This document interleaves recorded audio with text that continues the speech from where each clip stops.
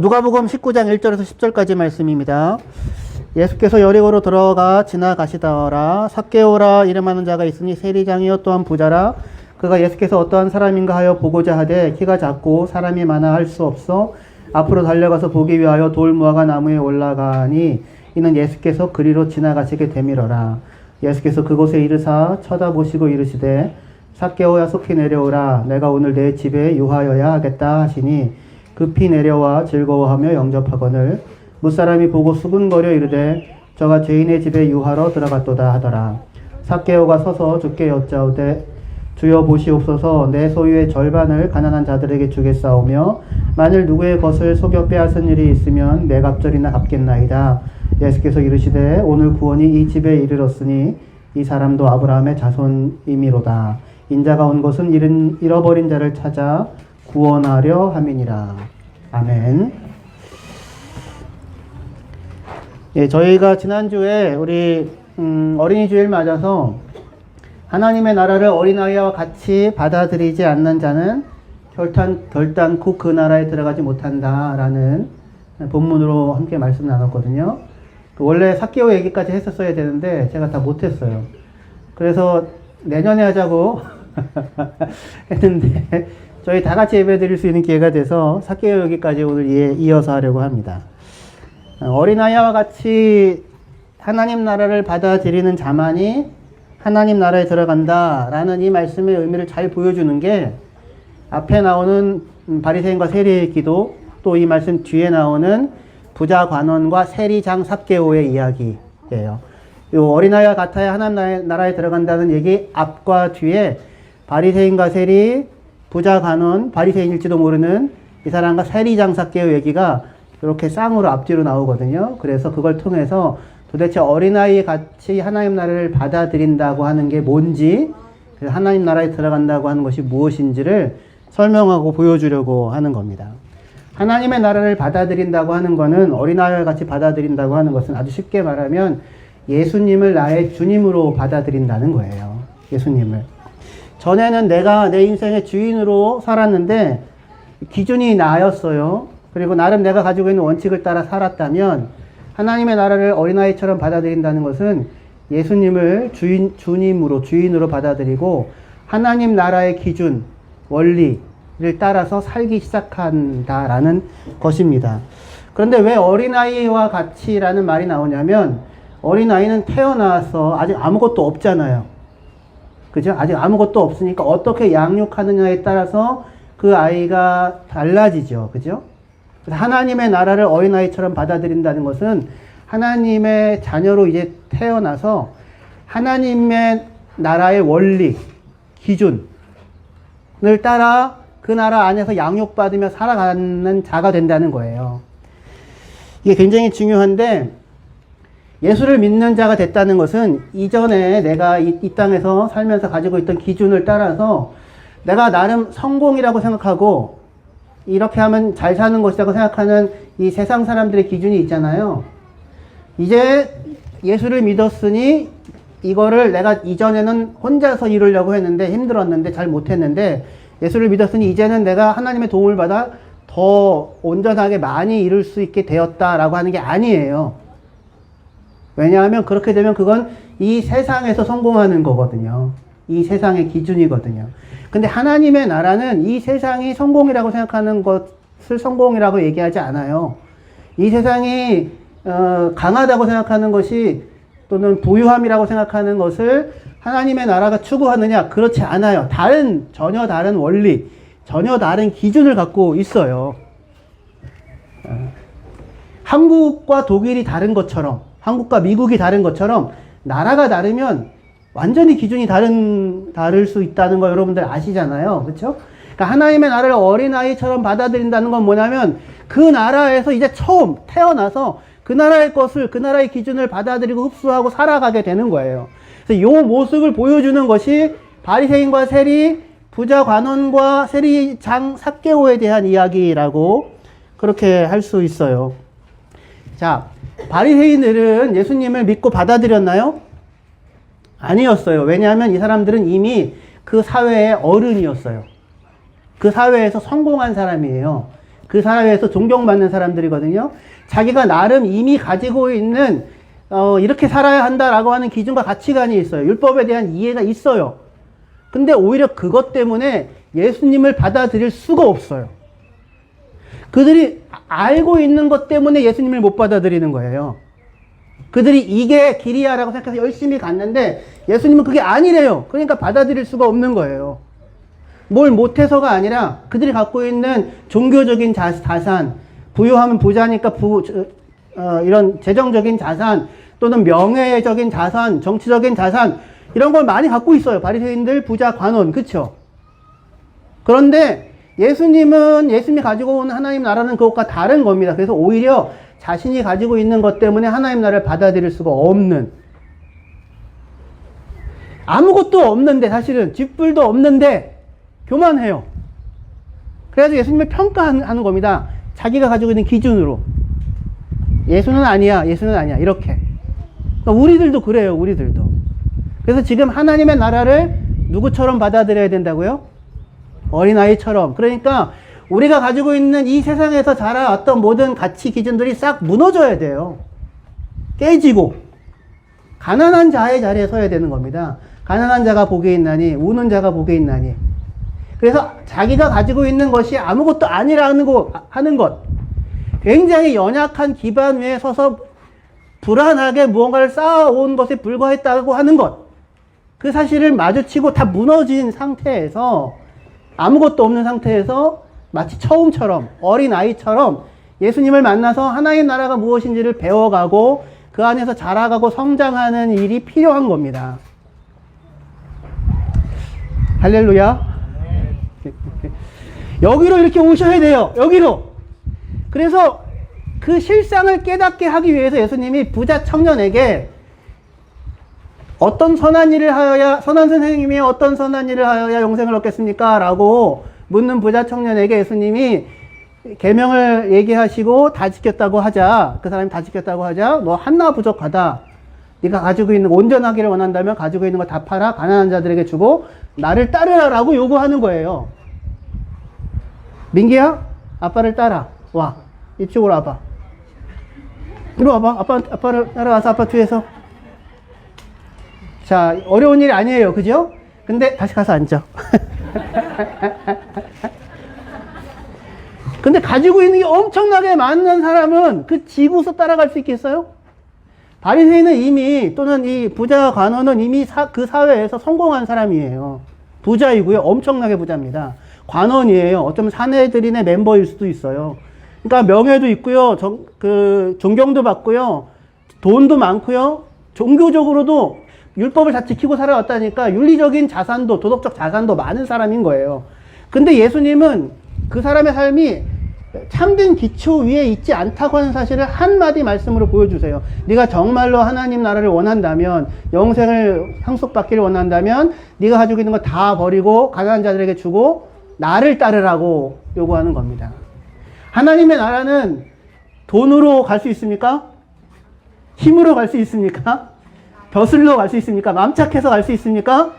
아니요. 믿음으로 가는 나라, 예수 그리스도를 믿고 따르는 것으로만 가는 거예요. 하나님 예수를 따르는 것으로만. 그래서 나를 따르라고 부르는데 이 사람은 따를 수가 없었어요. 왜요? 이미 가지고 있는 게 너무 많은 겁니다. 그런데 가지고 있는 것으로 자신의 문제가 해결되어지지 않았어요. 그래서 예수님께 나와서 영생의 길을 묻는 거예요.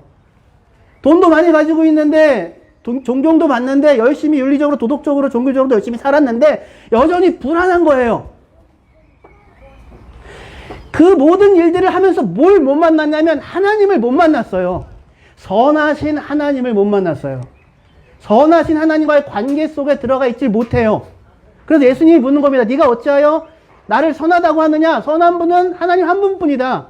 네가 살면서 선한 일을 열심히 하면서 아직까지도 선하신 하나님이 누구인지를 만나지를 못했느냐? 그러니까 자기가 서 있을 수 있는, 믿을 수 있는 근거가 없어요. 없으니까, 불안하니까 열심히 자기 발밑을 놓으려고 돈을 벌고 지위를 얻고 인정을 받으려고 하고 선행을 행하고 하는 겁니다. 근데 아무것도 자기 발밑을 세울 수 있는 것이 없어요. 예수님이 얘기하는 거예요. 너 그렇게 해서는 안 돼. 나를 믿고 나를 따라와.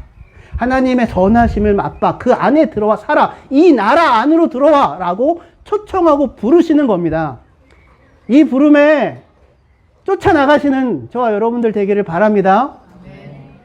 사람에게 필요한 거는 사랑이에요. 여러분들. 나는 사랑 따위는 필요치 않아. 혹시 사랑 따위는 필요치 않아. 사람에게 진짜 필요한 건 사실은 사랑이거든요. 누군가가 나를 있는 그대로 존재 자체로 사랑해줄 사람이 필요해요.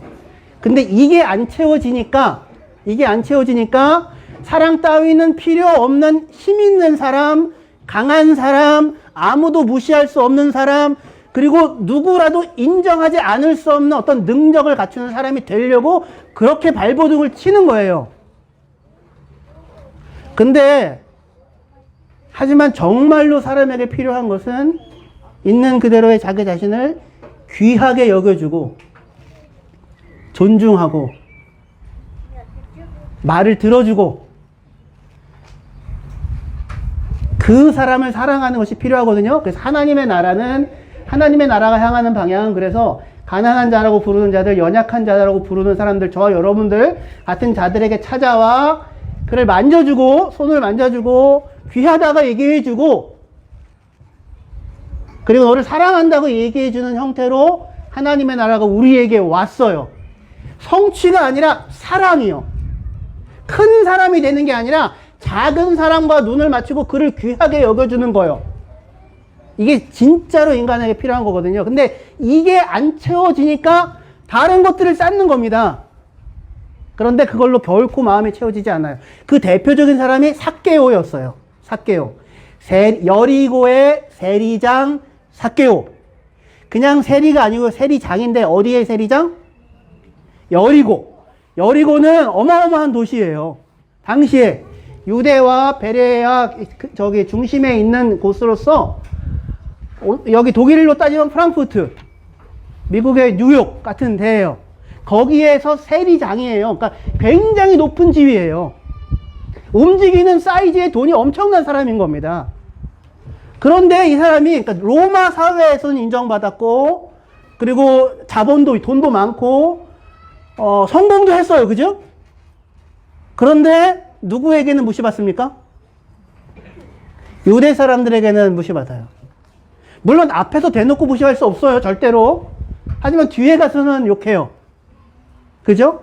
뒤에 가서는 침뱉침을 하는데 이 사람이 많은 것들을 가지고 있지만 사람은 누군가 한 사람에게 저 더러운 놈이라는 이야기 하나 감당할 수 없어요. 그 사람이 한 사람이어도. 침뱉음을 당하는 누군가가 나를 무시하고 멸시하는 것을 사람은 절대로 못 견딥니다. 여러분 견딜 수 있나요? 잠을 못 자지 않아요? 얼마든지 죽습니다. 사람이. 그 한 사람으로 인하여서도. 사람에게 진짜로 필요한 것은 자기를 귀하게 여겨주는 사랑이거든요. 근데 그게 삭개오에게는 안 채워지는 거예요. 그런데 어느 날 예수님이 지나간대요. 그래서 예수님을 보고 싶어요. 그죠? 근데 삭개오는 굉장히 대단한 사람인데 하지만 어떤 사람으로 등장하냐면 키가 작은 사람으로 등장해요. 누구처럼? 목사님처럼. 예수님을 볼 수가 없어요. 어린아이처럼 등장해요. 어린아이가 예수님을 못 보는 것처럼. 그죠? 어린아이처럼 작은 모습으로 등장을 하는 겁니다. 보고 싶은데 볼 수가 없어요. 예수가 누구인지를 알고 싶었어요. 그 사람이 궁금해요. 예수가 누구인지를 알고 싶었어요. 그래서 돌 무화과 나무, 예전에 뽕나무지만 거기에 올라갑니다. 근데 예수님이 지나가려고 하는데 지나가지지 않고 멈추어 서서 자기를 봐요. 그러고는 부릅니다. 삭개오야, 얼른 내려와라. 삭개오야 라는 말이 무슨 뜻인지 아세요? 이 순수한 인간아, 이 깨끗한 자야. 그런 뜻이에요. 단 한 번도 자기를 향해서 순수하고 깨끗한 깨끗한 사람, 깨끗한 분이라고 이야기하는 사람을 들은 적이 없어요. 더러운 인간. 그렇게만 듣고 살았지. 근데 예수님이, 하나님이신 그분이 내 이름을 알고 나를 향하여 이 순수한 자야, 이 깨끗한 자야, 얼른 내려와라 라고 부르세요. 그를 알아주시고 귀하게 여겨주시는 거예요. 그를 사랑하시고 받아주시고, 그러자 삭개오가 얼른 내려와요. 그의 말에 순종해요. 순종의 시작이고 하나님 나라의 시작이에요. 그 뒤부터 누가복음은 예수님을 향하여 계속해서 주님이라고 부릅니다. 삭개오도 예수님을 주님이라고 부르고요. 삶의 중심이 생겼어요. 어디 서 있을 자리가 생겼어요. 그 자기도 아브라함의 자손이에요. 드디어 하나님 나라의 백성이고 사랑받는 존재가 된 거예요. 바로 이 자리, 바로 이것을 주는 것이 하나님의 나라의 복음입니다. 할렐루야. 여러분들을 향하여서도 주님이 그렇게 부르십니다. 속히 내려와라. 내가 오늘 너의 삶에 들어가 거하여야겠다. 너의 집에 거하여야겠다. 그분을 받아들이시고 그분과 함께 더불어 사시면서 곁에 있는 사랑이 필요한 분들이 있습니다. 그죠? 이렇게 만져주세요. 이렇게 예뻐해 주시고 옆에 있는 분 보시면서 이 깨끗한 이 순수한 자야, 이 깨끗한 자야, 이 삭개오야. 인상 쓰지 마시고요. 예. 우리에게 정말로 필요한 거예요. 우리 아이들에게도 필요하고 모든 사람들에게 필요한데 이거를 주는 자도 없고 그리고 받을 수도 없는 상황 속에서 크기와 규모와 재산과 명예와 스스로 칭찬받고 인정받을 수 있을 만한 뭔가를 이루느라고 온 힘을 쏟지만 마음에 한 조각 평안이 안 생기는 겁니다. 하나님의 예수께서 부르시는, 찾아와 부르시는 그 목소리, 내가 너를 사랑한다고, 내가 오늘 너희 집에 거하겠다고, 너와 함께 살겠다고 만져주시고 안아주시고 존재 자체를 안아주시는 이 주의 사랑에 거하여 다른 분들에게도 이 일을 해주시는 하나님의 나라를 누리는 저와 여러분들 되기를 주의 이름으로 축원합니다. 기도하시겠습니다. 하나님 아버지, 은혜와 사랑을 감사합니다. 인간이 아무리 무언가를 많이 가지고 쌓고 부자가 되고 힘을 얻어도 누군가가 나를 사랑해 주지 않으면 무시하고 멸시하는 말 한마디만으로도 사람은 쉽게 상처 입고 무너져 내리는 연약하고 가난한 존재입니다. 하나님, 우리에게 진정으로 필요한 것은 사랑하고 사랑받는 것인데 이 땅에 그것이 없어서 방황하고 불안해하는 그런 우리를 찾아오셔서 우리 이름을 불러주시고 우리를 사랑하신다 말씀하시고 우리와 영원토록 함께 하시니, 함께 하시겠다고 하시니 감사합니다. 하나님, 이 사랑받아 하나님의 나라의 백성이 된 우리들 곁에 있는 연약한 자, 작은 자, 자기의 필요를 도저히 채울 방법이 없는 자를 찾아가 만져주고 위로하고 하나님 나라의 복음을 전하는 사람들로 살아갈 수 있는 우리 모든 램사인 교회 성도님들 되게 하여 주시옵소서. 예수님의 이름으로 기도합니다. 아멘.